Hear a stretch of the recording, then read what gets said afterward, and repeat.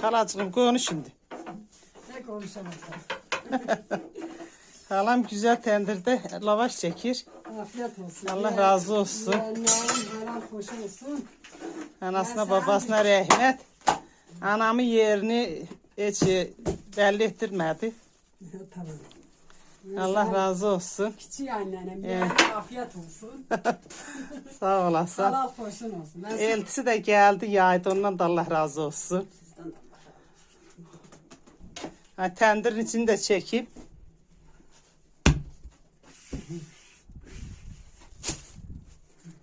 Tendir içini de çekeyim. Kurban olayım. Halalınız olsun kurban olayım. Ben size demişim ya, üçünüzün de annenizim, kızların. Hepinizin de annenizim. Sen başkasın. Teyzesen, dıngılı teyzesen, başka teyzesen.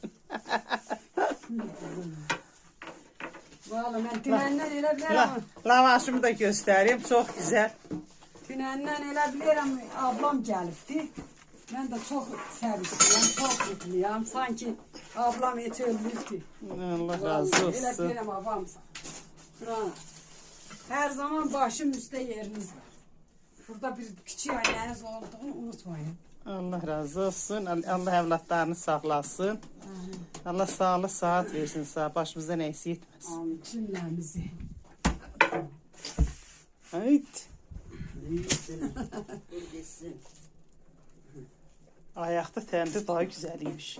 Öyle rahat pişer ki. Vallahi. Vallahi. Ve ayağını üşmür, şeylemir. Aynen ayakta çok güzel Şöyle- gerçekten. Şimdi çekeyim.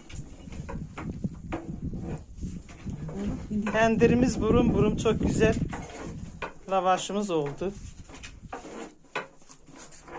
Teyzem çekti. Teyzem çok güzel lavaş çekti. Eltisi de çok güzel yaygı yayır. Ondan da Allah razı olsun. Amin. Allah evlatlarını saklasın. Allah da bunu hiç tartışmadan Amin. koymasın. Biz bir ekibiz. Yufka satabiliriz. Aynen. Vallahi satabilirsiniz. Pişiren başı gelir. Yufka satabiliriz. Oradakiler de böyle pişirir ki. Ben bir yere böyle lavaş almaya gittik. Kürgüne diyelim ki biz yufka satalım. Yapalım. Çok rahattı yani. Böyle ayakta, Aynen ayakta çok güzel. rahattı yani.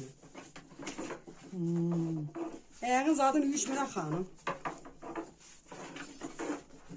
Ama yani için. Nereye gelin? İmran bir soru Allah. Alo.